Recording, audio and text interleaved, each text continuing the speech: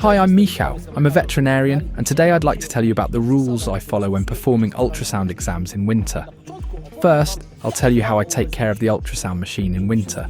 Most importantly, I always try to take the device with me, either into the car cabin or inside the house for the night. If I don't take the ultrasound itself home, always remember to take the batteries. I also want to emphasize here that in winter, it's good to have at least one spare battery in the field, because when it's freezing hard, the battery can drain much faster. When it comes to maintenance in winter, of course we wash it exactly the same way as in summer, but we must remember to dry it very, very thoroughly. Because if it turns out that water got into various crevices, and we don't dry it, well, if it freezes, it can damage the machine. It's very important that after washing it, you also dry it thoroughly, because if water crystals are left and they freeze, it can damage the rubber that protects the probe. An element that few people think about, but it's worth remembering, is the strap. If it's wet or we're cleaning it, never leave it in the car overnight, because if it freezes, it will be very unpleasant for us. To be honest, I've always tried to take care of my machines, and in my 16-year career, I've never had a problem with them in winter, or in summer for that matter. Now I'll tell you about the general rules I follow at work in winter. First of all, clothing.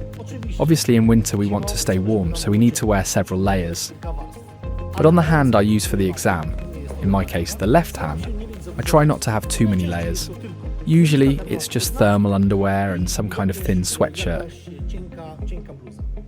So when I put on the rectal glove, this layer isn't too thick. That way we don't cause, for example, pain to the cow, and our comfort during the exam is also much better. Since we're already talking about the exam and reaching in, let's remember the gel. Gel freezes very quickly in winter, so it's worth keeping it in the car and taking it indoors from the car at night. But during the day, when we work at different farms, I, for example, like to keep the gel in the car cabin, so it's always warm and the cows feel comfortable during the exam. It often happens on farms that we have to move from building to building, or go, for example, under a shed, and if it's -10 to 20 degrees out, the manure that's on the probe can freeze quickly. So let's remember that between cows, always try to wipe off that manure, because if we have a frozen layer, we could simply hurt the cow.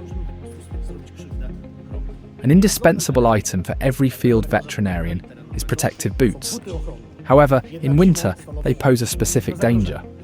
Why? Because when we have a slippery surface, like ice or snow, it's easy to fall. We feel like we're on ice skates. But remember that winter doesn't excuse us from using these boots, so we have to be very careful. Another solution is to buy wellies that are dedicated only to a specific farm. Then we don't have to use those boots. Remember also to look after your own comfort. I, for example, always have hot coffee or tea in a thermos in the car. And for my right hand, if there's a heavy frost, I put on a regular glove, which warms my hand, and I put a latex glove over it. I already mentioned the gel, but remember also that if you have ultrasound cleaning fluids, it's worth keeping them in the car cabin because they often freeze. And never forget your long johns. Good luck with your exams.